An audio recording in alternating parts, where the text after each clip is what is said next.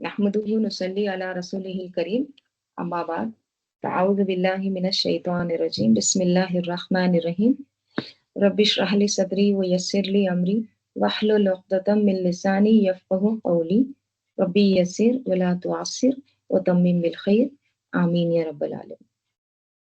सूरह फतह मदनी सूरत है। पीछे की सूरत सूरह मोहम्मद भी मदनी थी, आगे भी एक सूरत आएगी वो भी मदनी रहेगी इंशाल्लाह। तो सूरह फतह मदनी है, यानी कि क्या मतलब इसका, ये हिजरत के बाद नाजिल हुई, ठीक है। और फतह के माने होते हैं, फा ता हा से है फतह। फतह के माने होते हैं खोलना, किसी बंद चीज को खोलना, ये माने आते हैं फतह के। और ये जो फतह है ये दो तरह की होती है, एक हिस्सी भी होती है, एक मानवी भी होती है। देखिए ये दो अल्फाज मैं कुरान की तफसीर में बहुत ज्यादा बोलती हूँ, आपको इसके माने अच्छे से जहन नशीन हो जाना चाहिए। हिस्सी, मानवी। इंग्लिश में बोलेंगे तो किस तरह से, टैंजिबल, इनटैंजिबल, या फिर फिजिकल और नॉन फिजिकल। हिस्सी यानी कि वो चीज जिसको आप टच कर सकते हैं। मानवी यानी क्या, जिसको आप टच नहीं कर सकते, जैसे दरवाजा है, टेबल है, हमारा हाथ है, ये सारी चीजें हम क्या करते हैं, हम टच कर सकते हैं। लेकिन जो फीलिंग्स होती है, जो हमारे अंदर है, जिसको हम महसूस तो कर सकते हैं लेकिन हम टच नहीं कर सकते, उसको कहेंगे मानवी, ठीक है। तो जो फतह है वो दो तरह की होती है, हिस्सी भी है और मानवी भी है। हिस्सी यानी क्या, जो फिजिकल है, यानी बंद दरवाजे का खुलना, ये क्या है, फतह, खुलना। और मानवी कैसे होगा, गम का दूर होना, दिल का खुलना, ये सारे क्या है, मानवी माने हैं फतह के, ठीक है। तो बंद चीज को खोलना, ये इसके माने हैं, ठीक है। अब देखिए ये जो सूरा है ये बहुत अहम सूरा है, ठीक है। यहाँ पर अल्लाह ताला ने कहा है कि इन्ना फतहना लका फतहम मुबीना, बेशक हमने अता की, हमने फतह दी आपको, खुली फतह। तो ये फतह कौन सी थी, कौन सी ये कामयाबी थी जो मोमिनों को मिली, आप सल्लल्लाहु अलैहि वसल्लम को मिली। तो इसको जानने के लिए, इन आयात को समझने के लिए हमको सीरत का मुताला करना बहुत बेहद जरूरी है। जब तक हम सीरत नहीं पढ़ेंगे ना तो हमको ये आयत नहीं समझेंगे, ठीक है। तो इसलिए हम तजल्लियात नबूवत में से जो उम्रा हुदैबिया है, वो चैप्टर पढ़ेंगे और ये क्या था इसको समझेंगे, ठीक है। सबसे पहले ये जो सूरा है ये सूरे की फजीलत है, ठीक है। और वो अहादीस की रोशनी में क्या है, मैं थोड़ा सा आपको बता देती हूँ, ठीक है। अहादीस की रोशनी में इस सूरे फतह की फजीलत क्या आती है। हम्म। सैयदना जैद बिन असलम अपने बाप से बयान करते हैं कि सैयदना उमर बिन खत्ताब रजी अल्लाह अन्हु रात के एक सफर में रसूल सल्लल्लाहु अलैहि वसल्लम के साथ थे। 3 मरतबा उन्होंने आपसे कुछ पूछा, यानी कुछ सवाल किया, आपने कोई जवाब नहीं दिया। उमर रजी अल्लाह अन्हु कहते हैं कि मैंने अपने आप को मलामत करते हुए कहा कि तेरी माँ तुझ पर रोए, यानी एक तरह से गुस्सा अपने आप पर कर रहे हैं कि मैंने ये सवाल क्यों पूछ लिया। तूने रसूल सल्लल्लाहु अलैहि वसल्लम से 3 मरतबा सवाल किया और आपने एक मरतबा भी जवाब नहीं दिया। फिर मुझे खौफ लाहक होने लगा कि कहीं मेरे इस बेअदबी के बारे में आसमान से कोई वही नाजिल हो जाए। चुनाचे मैंने अपनी सवारी तेज की और आगे निकल गया। थोड़ी देर गुजरी थी कि मैंने सुना कि कोई मुनादी मेरे नाम की निदा कर रहा है, यानी कोई आवाज दे रहा है मेरे नाम लेकर। उमर रजी अल्लाह अन्हु कहते हैं कि मैंने अपने आप से कहा कि मैं तो पहले ही डर रहा था कि मेरे बारे में वही नाजिल हो गई या वही नाजिल होगी। कहते हैं कि खैर मैं रसूल सल्लल्लाहु अलैहि वसल्लम के पास आया और आप सल्लल्लाहु अलैहि वसल्लम को सलाम कहा, तो आप सल्लल्लाहु अलैहि वसल्लम ने फरमाया, गुज़िश्ता शब मुझ पर, यानी पिछली रात मुझ पर एक सूरत नाजिल हुई जो मुझे दुनिया और दुनिया की इन तमाम चीजों से ज्यादा प्यारी है जिन पर सूरज तुलू होता है। और कौन सी सूरत है वो, यही। फिर आप सल्लल्लाहु अलैहि वसल्लम ने ये सूरत तिलावत फरमाई, इन्ना फतहना लका फतहम मुबीना, ठीक है। तो आप सल्लल्लाहु अलैहि वसल्लम क्या कहते हैं कि ये मुझे दुनिया और दुनिया की तमाम चीजों से ये सूरत प्यारी है, ठीक है। तो हमको इसका مطالعہ کرنا ضروری ہے کہ یہ صورت کیا ہے. تو ہم لوگ تجلیات نبوت میں سے عمرہ حدیبیہ یہ کیا ہے پڑھتے ہیں. ٹھیک ہے, چلیے بسم اللہ الرحمن الرحیم. عمرہ تو سب کو پتا ہے. حدیبیہ جو ہے یہ ایک مقام ہے, ایک کنویں کا نام ہے دراصل. ٹھیک ہے, اور وہ کنویں کا نام حدیبیہ ہے. تو وہاں پر مسلمانوں نے کیا کیا تھا, پڑاؤ ڈالا تھا, وہاں پہ رکے تھے. ٹھیک ہے, تو اس لیے یہ پورا وہاں پر واقعہ ہوا ہے. اور وہ کیا کہاں پر ہے حدیبیہ, میں آپ کو تھوڑا سا میپ میں بتا دیتی ہوں کہ حدیبیہ دراصل کدھر ہے. دیکھیے, یہ میں سب سے پہلے ہمیشہ آپ کو مکہ اور مدینہ بتاتی ہوں تاکہ آپ کو بات سمجھ میں آئے. تو یہ ہے مکہ, تو یہ جو ہے یہ مکہ ہے. ٹھیک ہے, یہاں پہ یہ سرکل سمجھ لیجیے آپ, اورنج کلر کا, یہ مکہ ہے. مدینہ میں آپ کو بتا دیتی ہوں, مدینہ اوپر ہے, مکہ نیچے ہے. ٹھیک ہے, مکہ سے نیچے کیا ہے, یمن. آپ کو اتنا معلوم ہے, مکہ کے نیچے ہے یمن.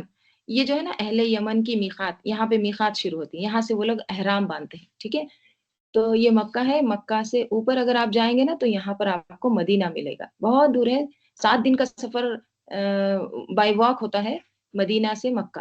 تو یہ ہے مدینہ منورہ, یہ آپ کو دکھ رہا ہے ریڈ کلر کا. ٹھیک ہے, اس سے زیادہ زوم نہیں ہو رہا ہے, خیر.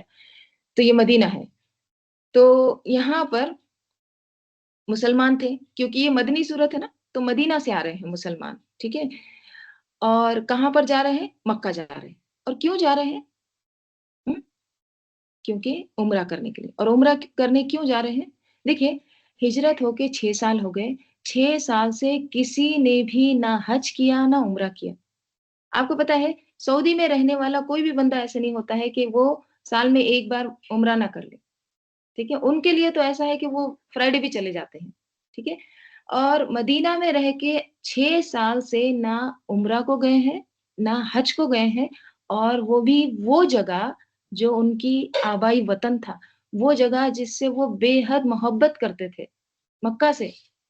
دیکھیے ہماری تو وہ جگہ نہیں ہے, لیکن ہم کو بھی محبت ہو جاتی اس سے, ہے نا. 1 مہینہ رہو آپ, 8 دن رہو, 15 دن رہو, ہم کو آنے کو وہاں سے نہیں ہوتا ہے, رائٹ. تو کہاں یہ کہ انہوں نے اپنا بچپن گزارا, وہاں پہ پیدا ہوئے, جوانی گزاری, تو کیا محبت ہوں گی ان کی مکہ کے لیے. تو 6 سال سے کوئی بھی عمرہ بھی نہیں گیا ہے اور حج کو بھی نہیں گیا. 1 سال پہلے, تقریباً 6 مہینے کے پہلے ہی سمجھ لیجیے, 5 ہجری میں غزوہ احزاب ہوئی. غزوہ احزاب ہم سورہ احزاب میں اچھے ڈیٹیل پڑھ چکے ہیں. ٹھیک ہے, غزوہ احزاب کون سی تھی, جنگ خندق. ٹھیک ہے, جس میں پورا عرب مسلمانوں کے خلاف آ کر ایک طرح سے حملہ کرنے والا تھا, پورا سب جمع ہو گئے تھے. ٹھیک ہے, پھر سلمان فارسی رضی اللہ عنہ کے مشورے پر پھر وہ خندق کھدائی گئی, رائٹ. تو اللہ تعالیٰ نے پھر مدد بھیجی. ٹھیک ہے, ہوائیں چلی اور ان کے سارے ٹینٹ وغیرہ سب کچھ اڑ گیا. تو خیر, وہ جو غزوہ احزاب تھا وہ کتنے دن پہلے کی بات ہے, جسٹ 1 سال بھی نہیں ہوا تھا, 1 سال سے بھی کم.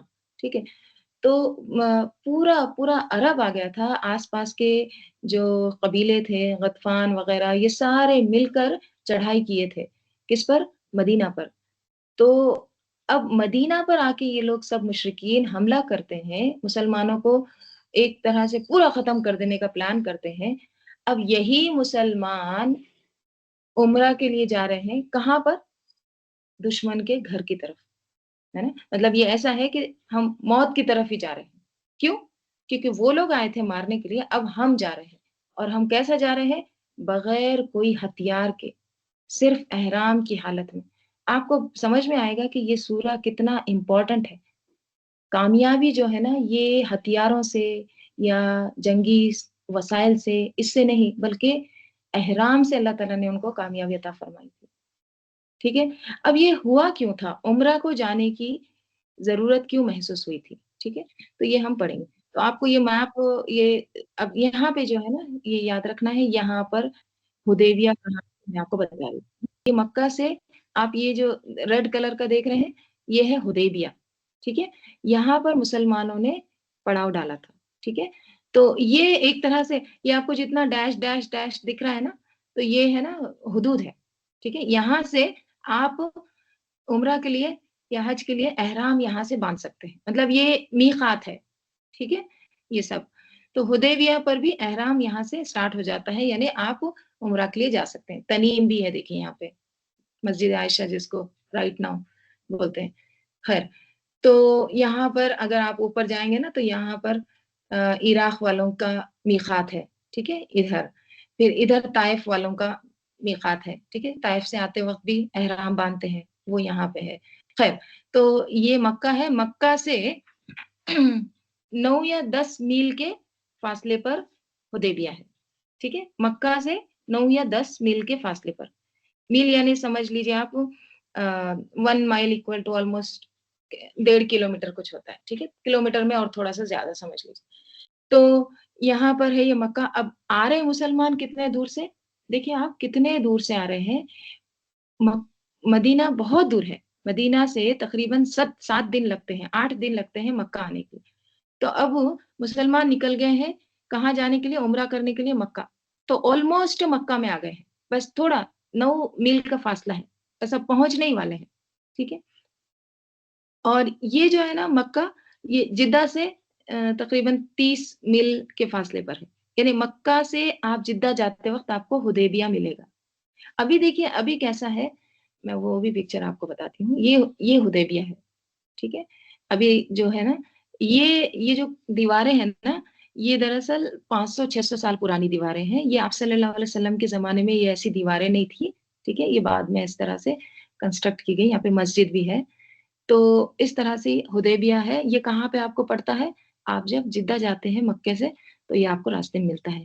جدہ سے 30 مائل پر ہے اور مکہ سے 9 یا 10 میل کے فاصلے پر, ٹھیک ہے. تو یہ ساری چیزیں ہم کو پتا ہونا چاہیے تاکہ ہم سیرت کو بھی اچھے سے سمجھ سکیں. چلیے ہم دیکھتے ہیں ابھی سیرت میں کیا بتایا گیا. یہ جو بک ہے یہ تجلیات نبوت ہے, جو آپ کو بک پتا ہے نا, الرحیق المختوم.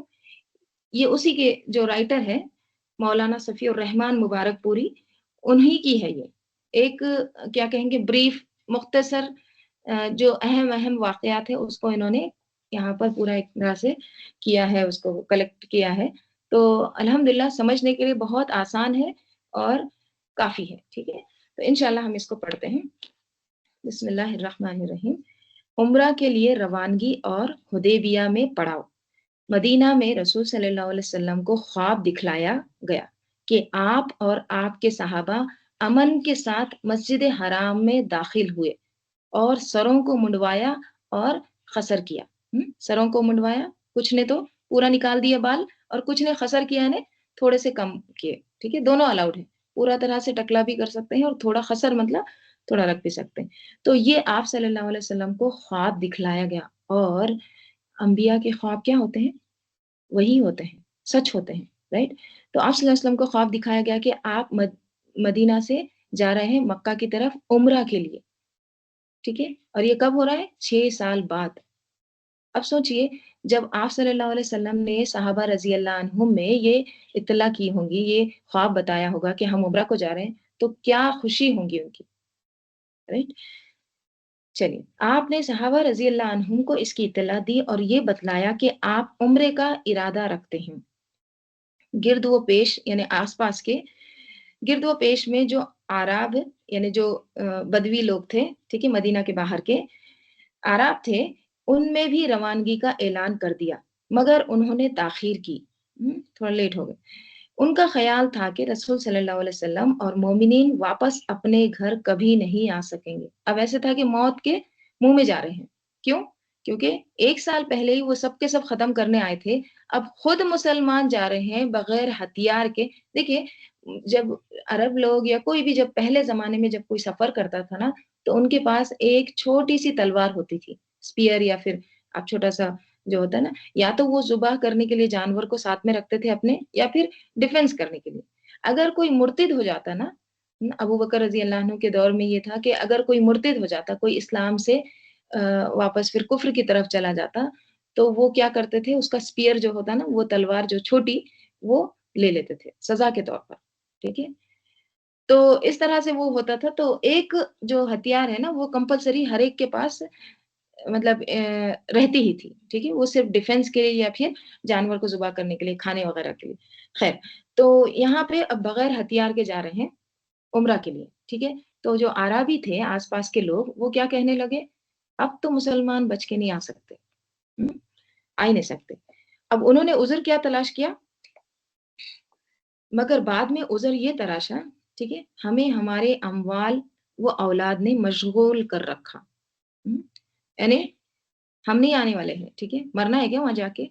तो उन्होंने क्या बहाना, क्या एक्सक्यूज़ दे दिया कि हमको हमारे अमवाल और औलाद ने मशगूल कर रखा। बिज़ी थे, फैमिली की वजह से नहीं आ सके, बहुत बिज़ी थे, बच्चे, हुँ, राइट? लिहाज़ा हमारे लिए मग़फ़िरत की दुआ कीजिए, राइट? अब रसूल सल्लल्लाहु अलैहि वसल्लम बरोज़ पीर यकुम यानी 1 ज़ीक़ादा 6 हिजरी को 1400 महाजरीन और अंसार के साथ मदीना से रवाना हुए। कितने? 1400, ठीक है? आप देखिए अभी आप उम्रा पे जाते हैं तो कितने लोगों का ग्रुप रहता? मैक्सिमम 50 से 60, राइट? 50 से 60 लोगों में भी लगता है कि बस बहुत हो गए, है ना? लोग बेहाल हो जाते हैं। अब आप तसव्वुर करिए 1400 लोग जा रहे हैं, ठीक है? और अपने साथ कुर्बानी के जानवर भी ले लिए, ताकि लोगों को मालूम हो कि आप जंग के लिए नहीं बल्कि उम्रा के लिए जा रहे हैं, राइट? जानवर भी ले लिए साथ में कि उम्रा के लिए। वैसे उम्रा में तो कुर्बानी नहीं करते ना, हदी क्यों लिए? एक सिंबल कि हम जंग के लिए नहीं जा रहे हैं। और दूसरी चीज़ बंदा कहीं भी कुर्बानी कर सकता है, ठीक है? कहीं भी कोई भी हाल में कुर्बानी कर सकता है अल्लाह के लिए, ठीक है? तो क्या हुआ फिर अ, हाँ और अपने साथ कुर्बानी के जानवर भी ले लिए ताकि लोगों को मालूम हो कि आप जंग के लिए नहीं बल्कि उम्रा के लिए जा रहे हैं। जुल हलीफा पहुंचकर जानवरों को खलादे पहनाए, खलादे यानी उनको एक हार वगैरह डाल दिए जानवरों को, कोहान चीर कर निशान बनाए, यानी वो ऊँट की जो उठी हुई चीज़ होती है उसको कोहान कहते हैं, ठीक है? उसको चीर कर फिर उसका निशान बनाया और उम्रे का एहराम बाँधा, ड्रेस चेंज कर लिया, ठीक है? फिर आपने सफ़र जारी रखा, उस्फान पहुँचे। देखिए उस्फान मैं आपको बताई ना ये यहीं पे है, ये उस्फान, ये यहाँ पे देखिए आप, यहाँ पहुँचे हैं, हुदैबिया के पास। ये सारे मुकाम के नाम हैं, ठीक है? हाँ। फिर आपने सफ़र जारी रखा, उस्फान पहुँचे तो आपके जासूस ने आकर इत्तला दी कि कुरैश जंग का और मुसलमानों को बैतुल्लाह से रोकने का तहैया किए बैठे हैं। हुँ? उन्होंने ज़ी तुवा में पड़ाव डाल रखा है और खालिद बिन वलीद को 200 सवारों के साथ उस्फान के करीब कुरा अल गमीम भेज दिया। ये भी मुकाम का नाम है, ठीक है? अब काफ़िरों को पता चल गया, कुरैश को, जो अब उन्होंने क्या किया, खालिद बिन वलीद रज़ी अल्लाहु अन्हु उस वक़्त मुसलमान नहीं थे। उनको उनकी लीडरशिप में 200 सवारों के साथ उधर मुकाम उस्फान के करीब ही कुराउल गमीम के पास भेज दिया, ताकि वो मक्का आने वाले रास्ते बंद कर दें। नीज़ अपनी मदद के लिए अहाबीश को भी जमा कर लिया। अहाबीश कौन होते हैं? हबशी, ठीक है? हबशा के जो लोग होते थे ना, उनको किराए पर एज़ अ स्टैंडिंग आर्मी खरीदते थे, ठीक है?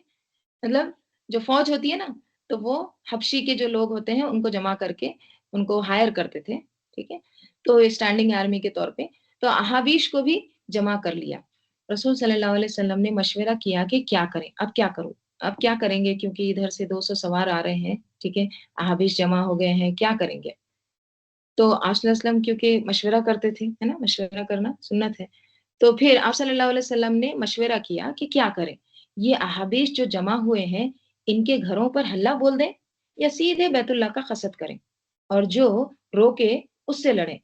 हज़रत अबू बकर रज़ी अल्लाह अन्हु ने क्या मशवरा दिया? उन्होंने कहा, "हम उम्रा करने आए हैं, लड़ने नहीं आए हैं। लिहाज़ा जो हमारे और बैतुल्लाह के दरमियान हाइल हो, उससे लड़ेंगे।" हुँ? यानी किसी और पर हमला नहीं करेंगे, जो रुकावट डालेगा उसको हम मारेंगे, ठीक है? रसूल सल्लल्लाहु अलैहि वसल्लम ने ये राय कबूल की। उधर खालिद बिन वलीद ने ज़ोहर की नमाज़ में मुसलमानों को रुकू और सजदा करते देखा, तो कहा ये लोग गाफिल थे, हमने हमला किया होता तो उन्हें मार लिया होता। फिर तय किया कि असर की नमाज़ के दौरान हमला करेंगे, यानी अब एक तो छूट गई, अभी दूसरी नमाज़ में पकड़ेंगे।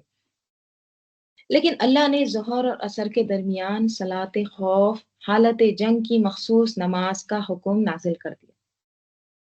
देखिए सूरह निसा में آیت نمبر 102 میں اس کا پورا طریقہ آیا ہے. یہ جو صلاۃ خوف ہوتی ہے نا، رکوع اور سجدے کے بغیر بھی یہ ہو جاتی ہے، کھڑے کھڑے بھی ہوتی ہے، ایک ہی رکعت ہوتی ہے. ٹھیک ہے. تو صلاۃ خوف حالت جنگ کی مخصوص نماز کا حکم نازل کر دیا اور خالد بن ولید کے ہاتھ سے موقع جاتا رہا. پھر رسول صلی اللہ علیہ وسلم نے اس راستے کو چھوڑ کر ایک دوسرا راستہ اختیار کیا. مکہ سے نیچے داہنے ہاتھ چل کر سنیت المرار پہنچ گئے، جہاں سے حدیبیہ میں اترتے ہیں. دیکھیے راستہ، آپ دیکھیے جانا کدھر تھا؟ جانا تھا ادھر. ہاں، یہ اسفان سے سیدھا ادھر جاتے، تنیم سے ہے نا یہاں جاتے، لیکن آپ صلی اللہ علیہ وسلم نیچے اتر رہے ہیں. ٹھیک ہے. مطلب راستہ چینج کر لیا، کیونکہ اب ادھر وہ لوگ کھڑے تھے، رائٹ. اور یہ جنگی کیا کہتے ہیں حکمتیں بھی ہوتی ہیں، رائٹ. پھر حدیبیہ میں اترتے ہیں. وہاں پہنچ کر اونٹنی بیٹھ گئی اور لوگوں نے ڈانٹا بھی تو نہ اٹھی. لوگوں نے کہا خسوا اڑ گئی. آپ نے فرمایا خسوا اڑی نہیں اور نہ یہ اس کی عادت ہے، لیکن اسے اس ہستی نے روک رکھا ہے جس نے ہاتھی کو روک دیا تھا. کون سے ہاتھی؟ اصحاب الفیل، ہے نا.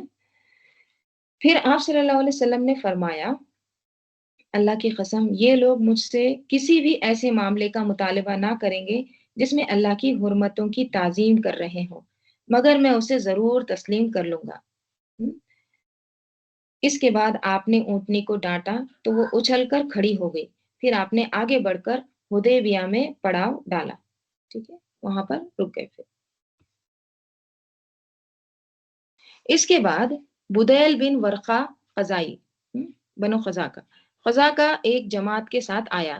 یہ لوگ رسول صلی اللہ علیہ وسلم کے خیر خواہ تھے. اس نے بتایا کہ قریش آپ سے جنگ کرنے اور آپ کو بیت اللہ سے روکنے کا تہیہ کیے بیٹھے ہیں. آپ نے اسے بتایا وہ محض عمرہ کے لیے آئے ہیں، لڑائی کے لیے نہیں آئے ہیں.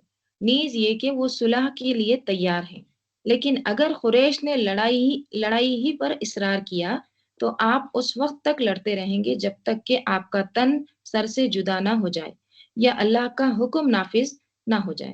ٹھیک ہے. یعنی ہم تو صرف عمرہ کرنے کے لیے آئے، لڑائی کے لیے نہیں آئے ہیں. ٹھیک ہے. اگر وہ لڑائی کر رہے ہیں، مان رہے نہیں ہیں، تو پھر ہم لڑائی کریں گے. رسول صلی اللہ علیہ وسلم اور قریش کے مابین گفتگو شنید، یعنی ان کے درمیان کیا کنورزیشن ہوتی ہے، کیا بات چیت ہوتی ہے. کس کے درمیان؟ رسول صلی اللہ علیہ وسلم اور قریش. بدیل نے واپس پلٹ کر قریش کو یہ بات سنائی تو انہوں نے مقرز بن حفص کو بھیجا. آپ نے اس سے بھی وہی بات کہی جو بدیل سے کہی تھی، یعنی ایک ایک کو بھیج رہے ہیں. ٹھیک ہے. پہلے بدیل کو بھیجا، اب مقرز کو بھیجا. ٹھیک ہے. آپ نے اس سے بھی وہی بات کہی جو بدیل سے کہی تھی. اس کے بعد قریش نے احابیش کے سردار حلیز بن اکرمہ کو بھیجا.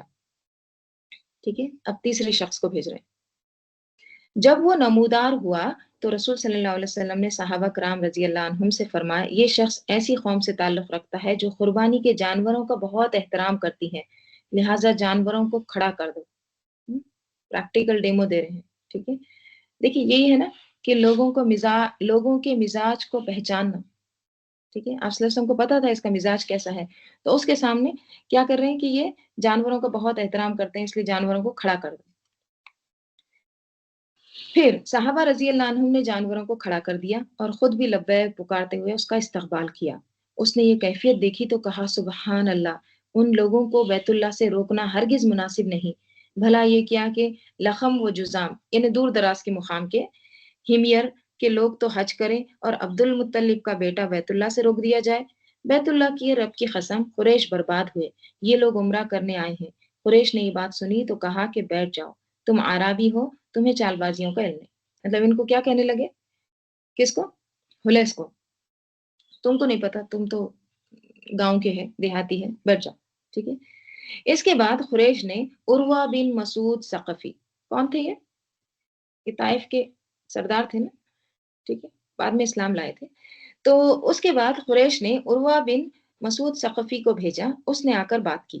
دیکھیے کیسے ایک ایک کو بھیج رہے ہیں. رائٹ. رسول صلی اللہ علیہ وسلم نے اس سے بھی وہی کہا جو بدیل سے کہا تھا.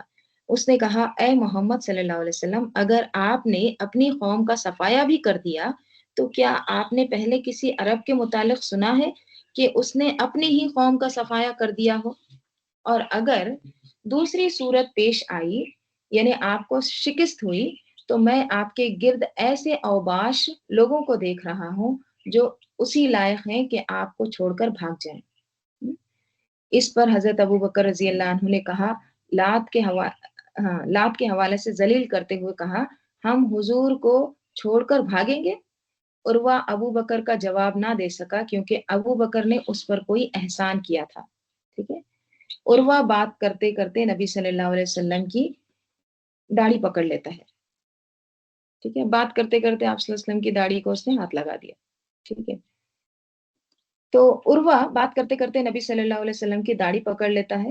مغیرہ بن شعبہ رضی اللہ عنہ اس کے ہاتھ پر تلوار کا دستہ مار کر کہتے ہیں، اپنا ہاتھ رسول صلی اللہ علیہ وسلم کی داڑھی سے پرے رکھ، دور رکھ۔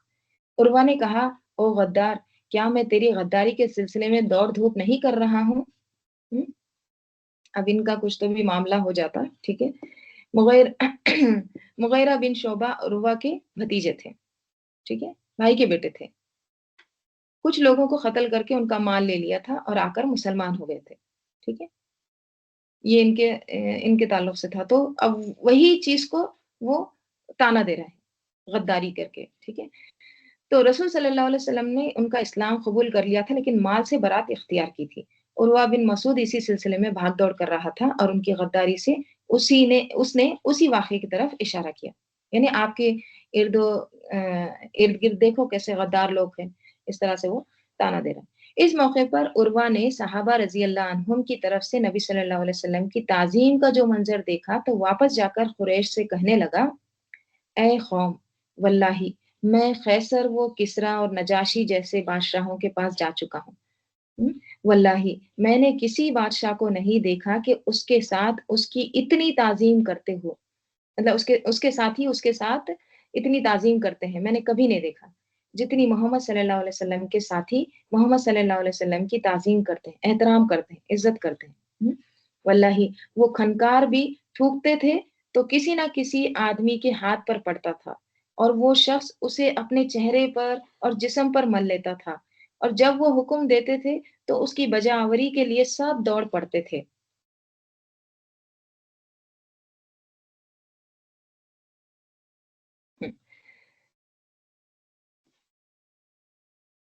اور جب وضو کرتے تھے تو معلوم ہوتا تھا کہ ان کے وضو کے پانی کے لیے لوگ لڑ پڑیں گے، اور جب کوئی بات کرتے تھے تو سب اپنی آوازیں پست کر لیتے تھے، اور فرط تعظیم کے سبب انہیں بھرپور نظر سے دیکھتے بھی نہیں تھے، یعنی آنکھ بھر کے دیکھتے بھی نہیں تھے، اتنی عزت کرتے تھے، اسٹیئر بھی نہیں کرتے تھے۔ رائٹ، اب دیکھیے عروہ جو ہے نا قریش کو سمجھا رہا ہے، سب کچھ جو سین دیکھ کر آیا نا وہ سمجھا رہا ہے۔ انہوں نے تم پر ایک اچھی تجویز پیش کی ہے، لہٰذا اسے قبول کر لو۔ اسی سلسلے میں گفتگو کے دوران قریش کے 70 یا 80 پرجوش نوجوان ہنگامہ آرائی کے لیے رات کی تاریکی میں خاموشی کے ساتھ جبل تنیم سے اتر کر مسلمانوں کے کیمپ میں گھس آئے۔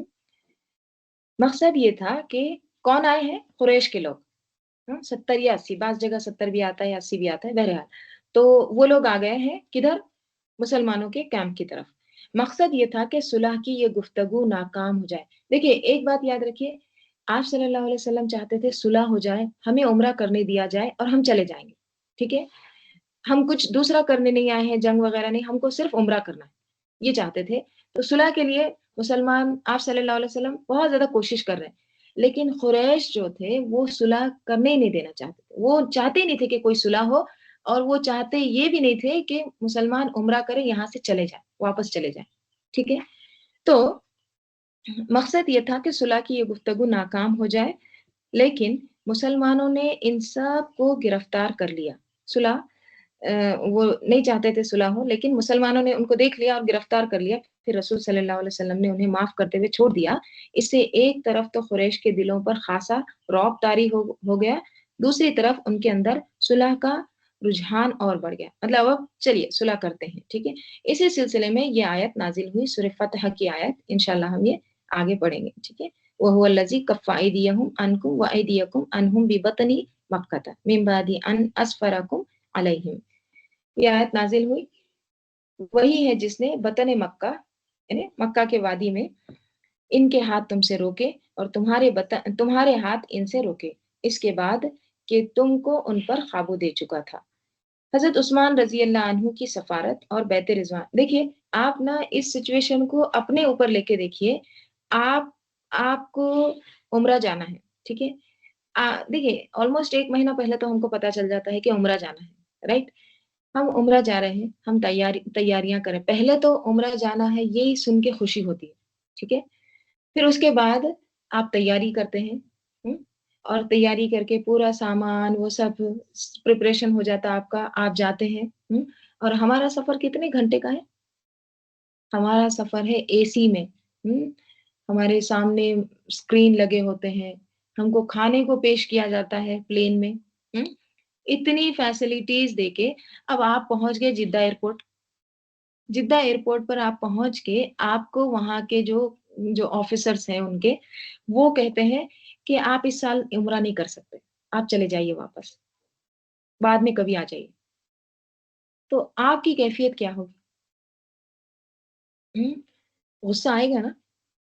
وہ سچویشن کو اپنے اوپر لے کے دیکھیے، اور کہاں یہ کہ 8 دن کا سفر، ہم، پیدل سفر، بہت سارے لوگوں کے اب 1400 لوگ جا رہے ہیں، بہت سارے لوگوں کے پاس سواری نہیں ہوتی تھی، سواری تو بس 60 70 80 اونٹ ایسے کچھ ہوتے تھے، right؟ تو اتنا لمبا سفر کر کے آپ مکے کے بس 10 میل کے فاصلے پر ہیں، بس ابھی پہنچنے ہی والے 15 to 20 کلومیٹر ہے، اور آپ کو یہ کہا جاتا ہے کہ نہیں نہیں آپ چلے جاؤ واپس۔ آپ سوچیے کیا ہوگا اس وقت، ٹھیک ہے؟ تو آپ صلی اللہ علیہ وسلم ہر طرح سے کوشش کر رہے ہیں کہ صلح ہو جائے، صلح ہو جائے، ہم کو جنگ نہیں کرنا ہے، لیکن یہ لوگ کیا چاہ رہے ہیں کہ نہیں، صلح بھی نہیں ہونا ہے اور دوسرا عمرہ بھی نہیں کرنے دیں گے، ہم آنے ہی نہیں دیں گے۔ پھر آپ صلی اللہ علیہ وسلم حضرت عثمان رضی اللہ عنہ کو ایز اے ایمبیسڈر، ایمبیسڈر کون ہوتا ہے؟ سفیر کون ہوتا ہے؟ سفیر یعنی کوئی علاقے کا، کوئی قوم کا، قبیلے کا، وہ ایک ریپرزینٹیٹیو ہوتا ہے، یعنی نمائندہ ہوتا ہے، ٹھیک ہے؟ تو آپ صلی اللہ علیہ وسلم حضرت عثمان رضی اللہ عنہ کو ایز اے سفیر بھیجتے ہیں، ٹھیک ہے؟ وہ یہاں پہ واقع ہے حضرت عثمان رضی اللہ عنہ کی سفارت اور بیت رضوان۔ اب رسول صلی اللہ علیہ وسلم نے طے کیا کہ قریش کے پاس ایک سفیر روانہ کریں، یعنی وہ ایمبیسڈر۔ آپ صلی اللہ علیہ وسلم ہر طریقے سے سمجھا رہے ہیں، لیکن وہ سمجھ رہے نہیں، جو انہیں یقینی طور پر بتلائے کہ آپ عمرہ ہی کے لیے تشریف لائے ہیں۔ چنانچہ آپ نے حضرت عثمان بن عفان رضی اللہ عنہ کو روانہ فرمایا اور انہیں یہ بھی حکم دیا کہ وہ مکہ کے کمزور مومن مردوں اور عورتوں کے پاس جا کر انہیں قریب ہی کی فتح کی بشارت سنا دیں، اور یہ بتلا دیں کہ اللہ عز و جل اپنے دین کو مکہ میں ظاہر و غالب کرنے والا ہے۔ دیکھیے کیا کہہ رہے ہیں آپ صلی اللہ علیہ وسلم، یہاں تک کہ کسی کو ایمان چھپانے کی ضرورت نہ ہوگی۔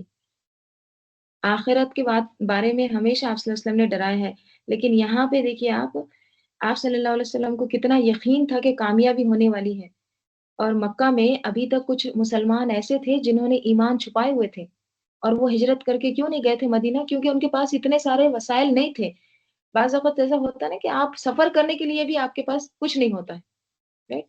تو کچھ کمزور مسلمان مومن مرد اور عورتیں ابھی بھی مکہ میں تھے، تو ان کو کیا آپ صلی اللہ علیہ وسلم کہہ رہے ہیں کہ جاؤ عثمان ان کو بھی بتاؤ کہ ابھی ہم کو فتح ہونے والی ہے، رائٹ؟ اچھے دن آنے والے ہیں۔ دیکھیے ہر مشکل وقت میں نا آپ صلی اللہ علیہ وسلم کا ایک کردار ہم کو نظر آتا ہے، پازیٹیو تھنکر، مثبت سوچ۔ حالات کیسے ہیں اور کیا کہہ رہے ہیں؟ ان کو خوشخبری دو، ان کو بتا دو، بشارت دے دو کہ اللہ پاک ہم کو اچھے دن دکھانے والا ہے، ہم غالب رہیں گے۔ تو یہ ہوتا ہے نا توکل علی اللہ، آپ کو یقین تھا کہ کامیابی ہوگی۔ جیسے موسیٰ علیہ السلام نے جب سمندر کراس کر رہے تھے، سامنے سمندر تھا، پیچھے فرعون آ رہا تھا، تو کیا کہا تھا؟ اللہ تعالیٰ مجھے راہ دکھائے گا، رائٹ؟ تو یہاں بھی آپ صلی اللہ علیہ وسلم کا یہ پتہ چلتا ہے کتنے مثبت سوچ تھی آپ صلی اللہ علیہ وسلم کی۔ حضرت عثمان رضی اللہ عنہ ابان بن سعید اموی کے پناہ میں مکہ کے اندر داخل ہوئے۔ حضرت عثمان رضی اللہ عنہ جو تھے بنو امیہ سے تھے، ٹھیک ہے؟ تو انہی کے جو قبیلے کے جو ایک شخص تھے، وہ ان کے امان میں داخل دیکھیے ایسا ہوتا تھا کہ جب آپ کو اس سٹی سے نکال دیا جاتا یا پھر آپ وہاں سے چلے جاتے نا، تو آپ کو جب دوبارہ اس سٹی میں واپس آنا تو آپ کو کوئی کسی نہ کسی کی پناہ میں پناہ لے کر آنا پڑتا تھا، ٹھیک ہے؟ تو آپ کو اندر آنے دیا جاتا، ورنہ پھر وہ لوگ دشمن سمجھ کے حملہ کر دیتے، ٹھیک ہے؟ تو اب حضرت عثمان رضی اللہ عنہ جا رہے ہیں مکہ، تو کس کے امان میں جا رہے ہیں؟ ابان بن سعید، انہی کے قبیلے کے تھے یہ۔ مکہ میں داخل ہوئے اور پیغام پہنچایا، قریش نے پیشکش کی، آفر کیا کہ بیت اللہ کا طواف کر لیں۔ قریش نے کیا کہا؟ جاؤ آپ طواف کر لو، ٹھیک ہے، ہم آپ کو الاؤ کرتے، جاؤ عمرہ کر لو۔ مگر انہوں نے اس حالت میں طواف کرنے سے انکار کر دیا کہ رسول صلی اللہ علیہ وسلم کو روک رکھا گیا ہے، یعنی آپ صلی اللہ علیہ وسلم نہیں کر رہے ہیں اور میں کروں، یہ نہیں ہو سکتا، تو نہیں کیا انہوں نے۔ پھر قریش پھر قریش نے حضرت عثمان رضی اللہ عنہ کو روک لیا، غالباً وہ چاہتے تھے کہ باہم مشورہ کر لیں، پھر جواب سمیت انہیں روانہ کریں، یعنی ان کو تھوڑا سا ٹائم لگ گیا۔ دیکھیے ٹائم تو نہیں لگنا چاہیے تھا، 10 میل کا ہی فاصلہ تھا، تو یوں جاتے یوں آ جاتے، لیکن قریش نے کیا کیا، ان کو تھوڑا روک لیا۔ تو مگر ان کی تاخیر سے مسلمان میں یہ افواہ پھیل گئی کہ انہیں قتل کر دیا گیا ہے، چونکہ قاصد یعنی وہ جو ایمبیسڈر ہے، قاصد کو قتل کرنے کے معنی اعلان جنگ ہے۔ اگر کوئی ایمبیسڈر کو قتل کرتا ہے آج بھی، اس کا میننگ ہوتا ہے وار، جنگ، ٹھیک ہے؟ اس لیے رسول صلی اللہ علیہ وسلم نے یہ بات سنی تو فرمایا، ہم اس جگہ سے ٹل نہیں سکتے یہاں تک کہ ان لوگوں سے معرکہ یعنی جنگ نہ کر لیں۔ دیکھیے اگر سفیر کا قتل ہو جاتا ہے اور لڑتے نہیں ہیں تو اس کا مطلب یہ سمجھا جاتا ہے کہ یہ بہت کمزور ہے، ان پر کبھی بھی حملہ کرو، ان کے کتنے بھی لوگ مارو، کچھ نہیں ہوتا، ٹھیک ہے؟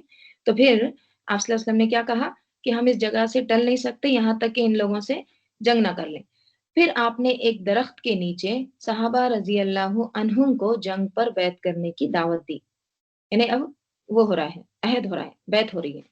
صحابہ ٹوٹ پڑے اور بڑی گرم جوشی کے ساتھ موت پر اور میدان سے نہ بھاگنے کی بیعت کی، ٹھیک ہے؟ اب یہ بیعت کس پر ہو رہی تھی؟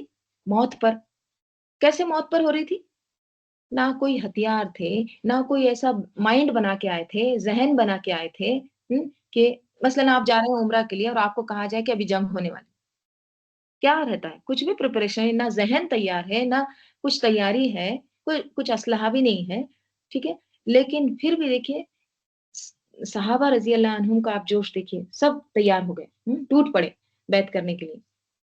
رسول صلی اللہ علیہ وسلم نے اپنا ایک ہاتھ دوسرے ہاتھ پر پکڑ کر فرمایا، یہ عثمان کا ہاتھ ہے۔ پہلے تو اپنا ایک ہاتھ رکھ دیا، پھر دوسرا ہاتھ بھی رکھ کے کیا کہا کہ یہ عثمان کا ہاتھ ہے۔ لیکن جب بیعت مکمل ہو چکی تو حضرت عثمان رضی اللہ عنہ بھی آ گئے، اب آ گئے۔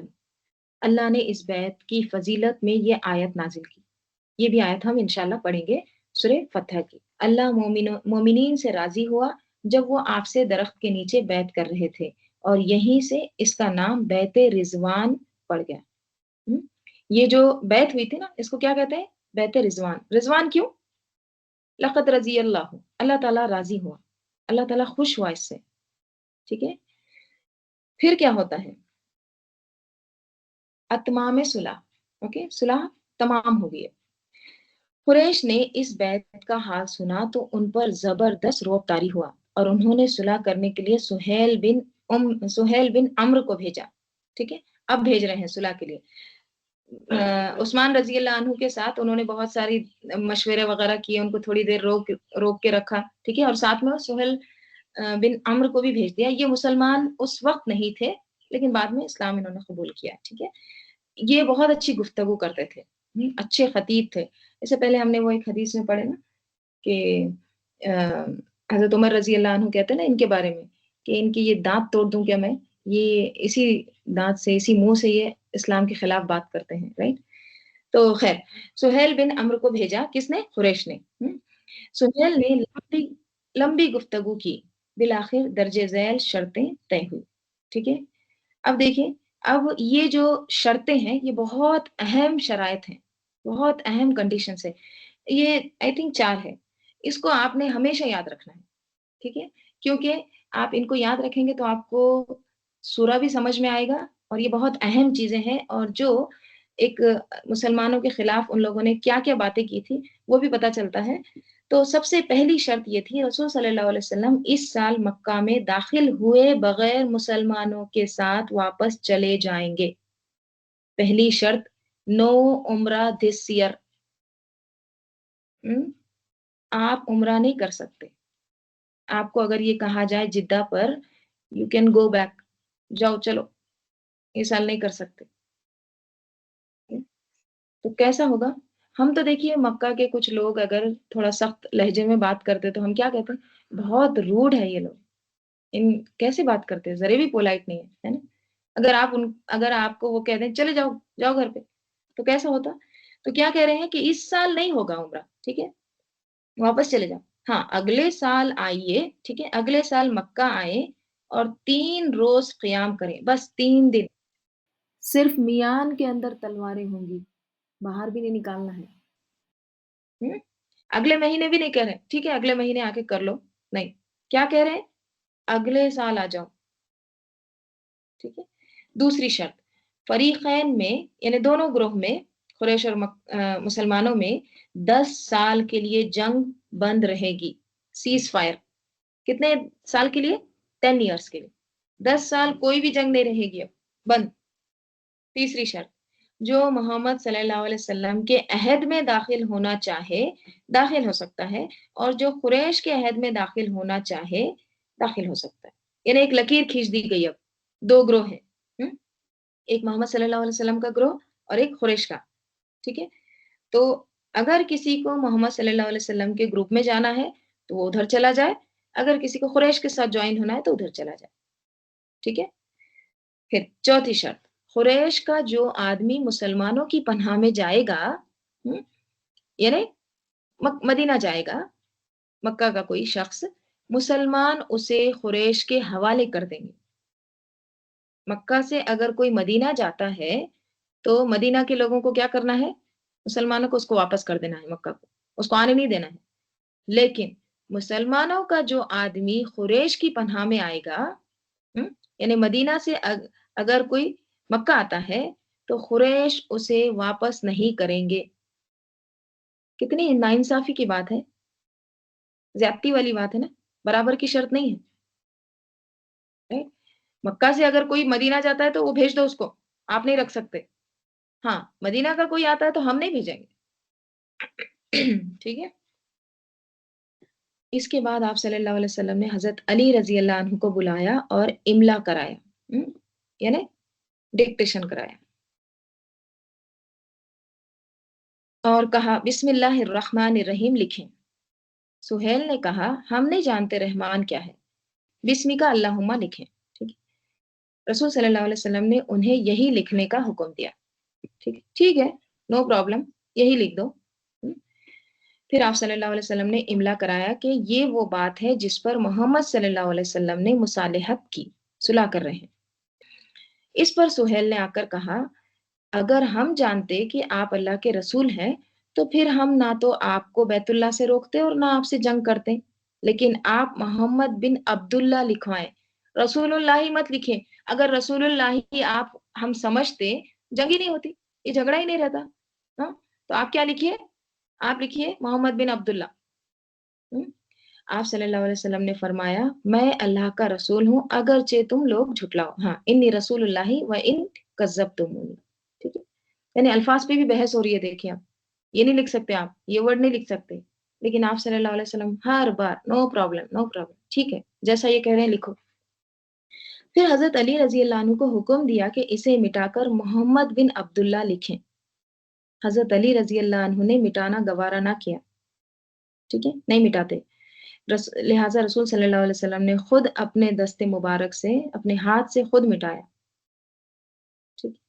پوری دستاویز کے 2 نسخے لکھے گئے، 2 کاپیز تیار ہو گئے، ایک نسخہ قریش کے لیے اور ایک نسخہ مسلمان، ایک کاپی مسلمانوں کے پاس اور ایک کاپی قریش کے پاس۔ اب پورا معاہدہ جو ہے بلیک اینڈ وائٹ میں سب پورا لکھا گیا۔ اب یہ لکھا ہی جا رہا تھا، ابھی کمپلیٹ ہوا ہی نہیں تھا، ہاں، تو یہ جو سہیل بن عمرو ہے ان کا بیٹا آ جاتا ہے۔ ان کے بیٹے کو سہیل نے زنجیروں میں जकड़ के अपने पास कैद करके रखा था। ठीक है, ये मुसलमान हो गए थे, इनके 2 बेटे थे। एक बेटा तो हिजरत करके चले गए थे वहां से, लेकिन ये दूसरा बेटा वहां पर रह गया था, अबू जंदल। ठीक है, तो अब उनको पता चला कि यहाँ पे मुसलमान आए हुए हैं, हाँ, नजदीकी है मक्का से, तो ये वो जंजीरें वगैरह तोड़ के वहां से निकल के आ गए मुसलमानों के पास। अभी पूरा कंप्लीट नहीं हुआ माहिदा। ठीक है, अबू जंदल का खजिया यानी उनका केस क्या था? सुलहनामा अभी लिखा ही जा रहा था कि कुरैश के नुमाइंदे सुहेल बिन अम्र के साहबजादे अबू जंदल बेड़ियां घसीटते हुए पहुंचे। सुहेल ने उनके वापसी का मुतालबा किया, यानी उनको वापस दे दो। नबी सल्लल्लाहु अलैहि वसल्लम ने फरमाया अभी नौश्ता मुकम्मिल नहीं हुआ, यानी वो जो रिटर्न लेटर है, अभी नविश किसको कहते हैं? नून वाव शीन लिखा हुआ रिटर्न उसको कहते हैं। नौश्ता लिखा यानी लेटर को कहते हैं।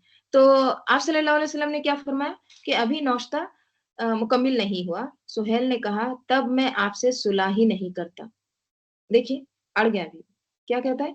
मैं तो नहीं कर रहा फिर सुलह, जाओ। हम्म वो तो बहाने ढूंढ रहे थे ना कि सुलह ना हो, जंग हो जाए, खत्म कर दें इनको सबको। आपने फरमाया अच्छा तुम इसको मेरी खातिर छोड़ दो। अब पर्सनल लेवल पे समझा रहे हैं, मेरे खातिर प्लीज, मेरे खातिर छोड़ दो इसको, इस तरह। उसने कहा ये भी नहीं हो सकता, कोई मुरवत नहीं। हुँ? फिर सुहेल ने अबू जंदल को मारा। अबू जंदल ने चीख कर कहा मुसलमानों क्या मैं मुशरिकीन की तरफ वापस किया जाऊंगा? वो मुझे मेरे दीन से फितने में डालेंगे। मतलब अब इमोशनल सीन क्रिएट हो रहा है।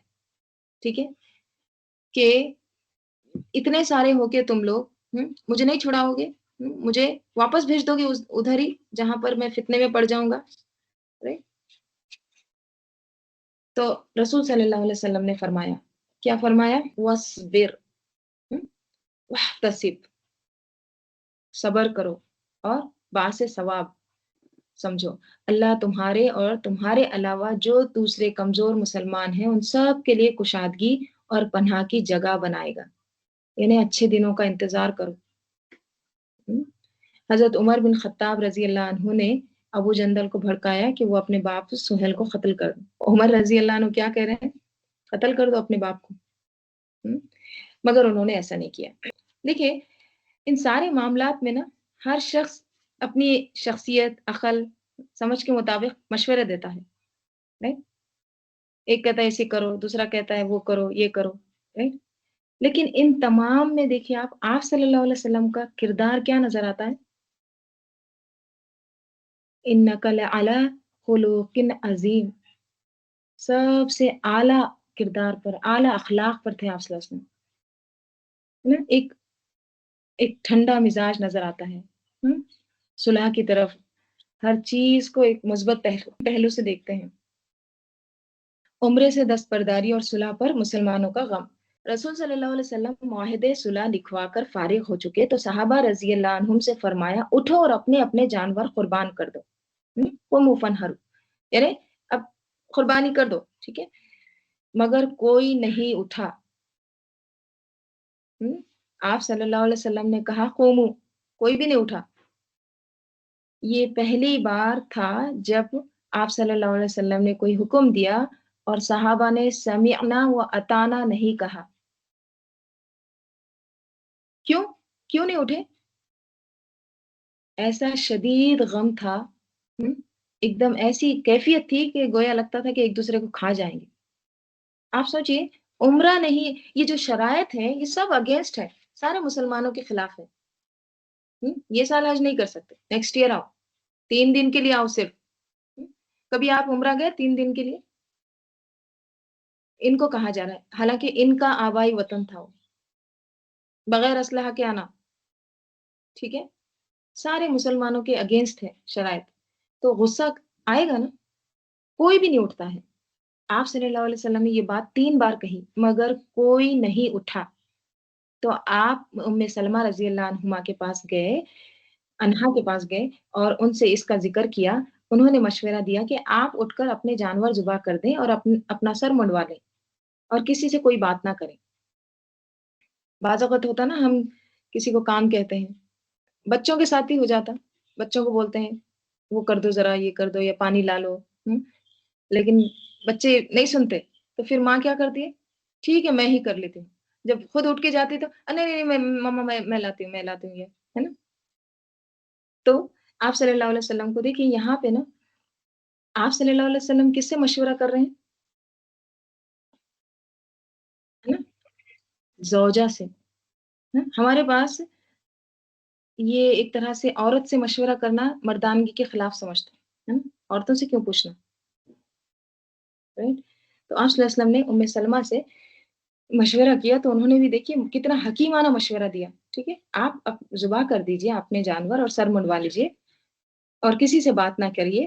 آپ نے یہی کیا اور مشرکین کو جلانے بھنانے کے لیے ابو جہل کا ایک اونٹ بھی ذبح کیا جس کی ناک میں چاندی کا ایک حلقہ تھا، یعنی یہ ہو سکتا ہے یہ اونٹ جنگ بدر میں ہاتھ آیا ہو مسلمانوں کے، ٹھیک ہے؟ تو آپ صلی اللہ علیہ وسلم نے وہ ابو جہل کا اونٹ ذبح کیا۔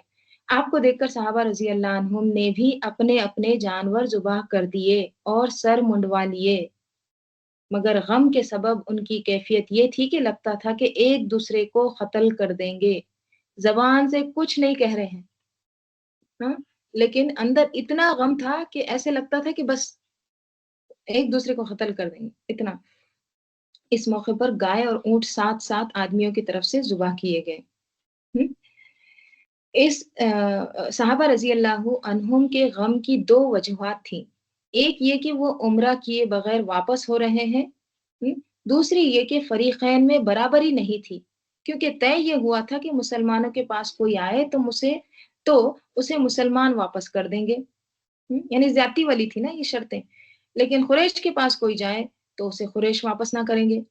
رسول صلی اللہ علیہ وسلم نے انہیں پہلی وجہ کے متعلق مطمئن کیا۔ ہم، پہلی وجہ کیا تھی؟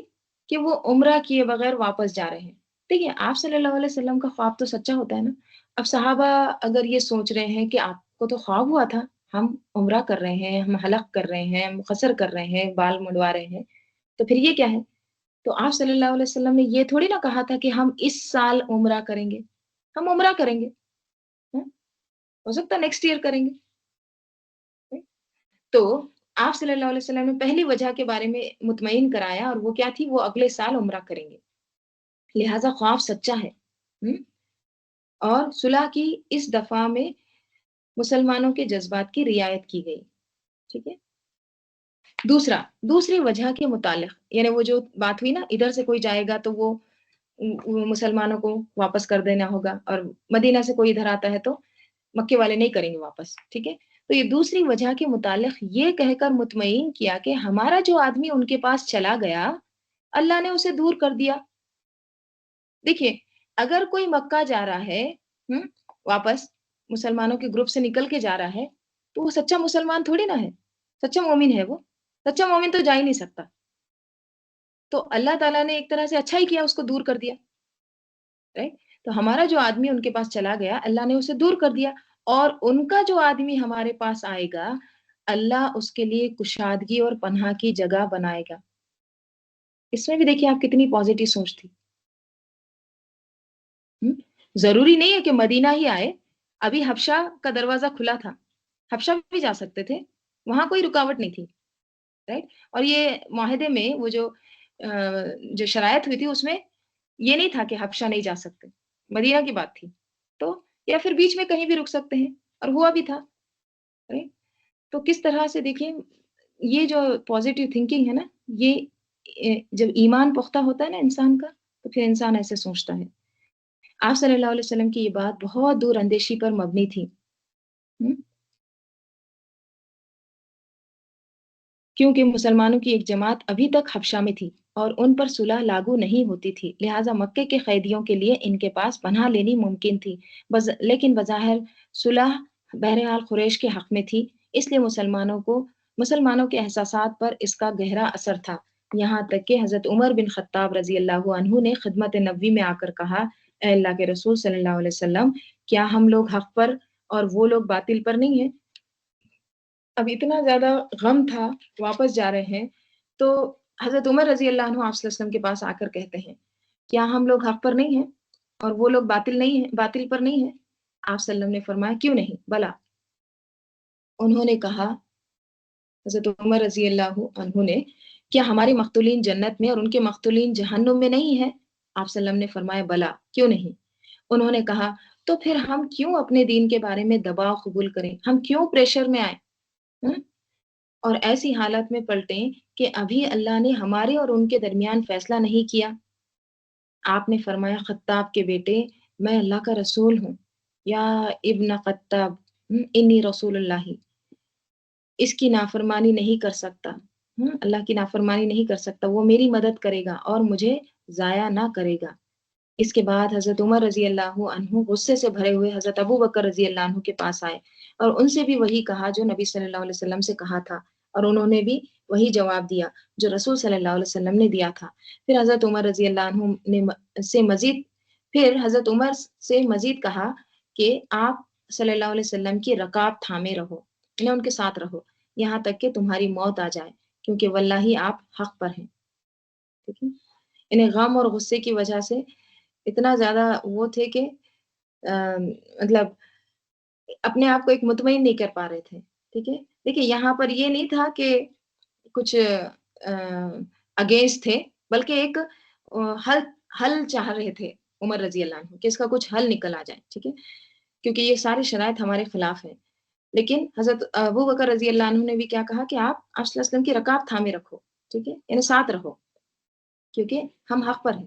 اس کے بعد اللہ تعالیٰ نے انا فتحنا لک فتحا مبینہ کی آیات نازل کی۔ یہ آیت کہاں پہ نازل ہو رہی ہے؟ یہ صلح ہو گئی، اب جا رہے ہیں مدینہ کی طرف، یہ راستے میں آیت نازل ہوئی۔ کیوں ان کو مدنی کہتے ہیں سورے کو؟ پھر کیونکہ ہجرت کے بعد نازل ہوئی۔ ٹھیک ہے، تو اس سے کبھی بھی یہ مت سمجھیے کہ مدنی مکی یعنی مکے میں نازل ہوئی مدینہ میں، نہیں، یہ ہجرت کے بعد نازل ہوئی، اس لیے بھلے یہ راستے میں نازل ہو۔ ٹھیک ہے، تو یہ آیت نازل ہوئی جن میں اس صلح کو فتح مبین قرار دیا گیا۔ یہ فتح مبین تھی، جو شرائط تھے مسلمانوں کے خلاف تھے سارے کے سارے شرائط، اور اس کو اللہ تعالیٰ نے کہا انا فتحنا لک فتحا مبینہ۔ تو اس صلح کو فتح مبین قرار دیا گیا۔ رسول صلی اللہ علیہ وسلم نے حضرت عمر رضی اللہ عنہ کو بلایا اور پڑھ کر سنایا۔ وہ کہنے لگے یا رسول اللہ یہ فتح ہے، فتح ہوا، یہ اس کو کہتے ہیں فتح؟ آپ صلی اللہ علیہ وسلم نے فرمایا ہاں۔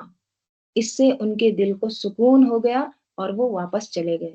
بعد میں حضرت عمر رضی اللہ عنہ کو اپنی اس تقصیر پر یعنی اس کمی پر سخت ندامت ہوئی، اور اس کی تلافی کے لیے انہوں نے بہت سے اعمال کیے، نیک اعمال بہت سے کیے، برابر صدقہ و خیرات کیا، روزے رکھے، نماز پڑھی، غلام آزاد کیے، یہاں تک کہ خیر کی امید بندھی۔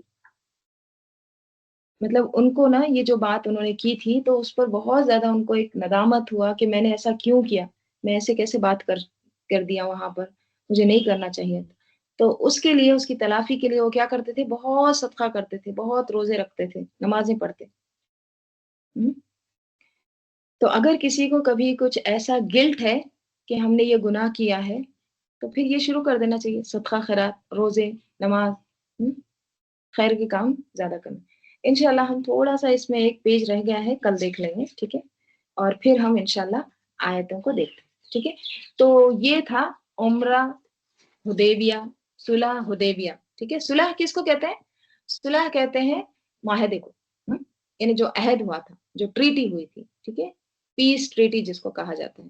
تو یہ بہت اہم واقعہ ہے آپ صلی اللہ علیہ وسلم کی زندگی کا، ٹھیک ہے۔ تو یہ ہم کو واقعہ اچھے سے پتا ہونا چاہیے کہ اصل میں ہوا کیا تھا، اور یہ جو ہے یہ شرائط حالانکہ مسلمانوں کے خلاف تھی، یہ کیسے کامیابی ہوئی، اس کو دیکھیے آگے اللہ تعالیٰ آیت میں سب چیزیں بتائیں گے انشاءاللہ۔ لیکن آپ اگر غور کریں گے نا تو احرام کی حالت میں ہے، نہ کوئی اسلحہ ہے، کچھ بھی نہیں ہے، لیکن ایک ہی سال میں پھر مکہ فتح ہوتا ہے۔ اس کے بعد 10 سال تک جنگ نہیں ہوتی ہے، تو آپ صلی اللہ علیہ وسلم ایک طرح سے سکون میں، اطمینان میں آ جاتے ہیں، اور آس پاس انٹرنیشنل اب دعوت پھیلتی ہے، کیونکہ خطرہ کس سے تھا؟ انہی سے تھا، اور انہوں نے ہی کہا کہ 10 سال تک جنگ نہیں، سیز فائر۔ تو پھر آپ صلی اللہ علیہ وسلم نے پھر اطراف میں کام شروع کر دیا، دعوت کا کام بڑھتے گیا بڑھتے گیا بڑھتے گیا۔ آپ ایسے سمجھیے کہ یہ ٹریٹی سے پہلے جیسے وہ الیکشن کا میپ ہوتا ہے نا، اسے دکھاتا ہے، جیسے مسلمانوں کا ایگزامپل گرین کلر کا ہے، ٹھیک ہے، تو ایک ڈاٹ ہے، اور ابھی یہ صلح حدیبیہ سے پہلے جو قریش ہے ان کا بڑا سا میپ، بڑا سا ان کا ریڈ کا بڑا سا سرکل ہے، ٹھیک ہے. لیکن جب یہ صلح ہوئی تو اس کے بعد مسلمانوں کا جو کام تھا، جو دین کی تبلیغ کا، وہ پھیلتے پھیلتے پھیلتے پورا عرب میں پھیل گیا، پورا گرین. اور یہ ان کا قریش کا ایک دم باریک باریک باریک باریک ایک ڈاٹ رہ گیا. تو یہ کامیابی تھی، یہ دور اندیشی تھی، یہ ساری چیزیں. اور آپ صلی اللہ علیہ وسلم کا ہمیں یہاں پہ کردار بھی پتہ چلتا ہے، ایک دم ہر چیز اچھے سے قبول کرتے ہیں اور اس میں بھی مثبت پہلو دیکھتے ہیں. چلیے انشاءاللہ ہم اس کے آگے کا کل دیکھتے ہیں. اللہم صلی علی محمد وعلی آل محمد کما صلیت علی ابراہیم وعلی آل ابراہیم انک حمید مجید. اللہم بارک علی محمد وعلی آل محمد کما بارکت علی ابراہیم وعلی آل ابراہیم انک حمید مجید. سبحانك اللهم وبحمدك نشهد أن لا إله إلا أنت نستغفرك ونتوب إليك. سبحان ربك رب العزة عما يصفون وسلام على المرسلين والحمد لله رب العالمين. والعصر إن الإنسان لفي خسر إلا الذين آمنوا وعملوا الصالحات وتواصوا بالحق وتواصوا بالصبر. السلام علیکم ورحمۃ اللہ وبرکاتہ.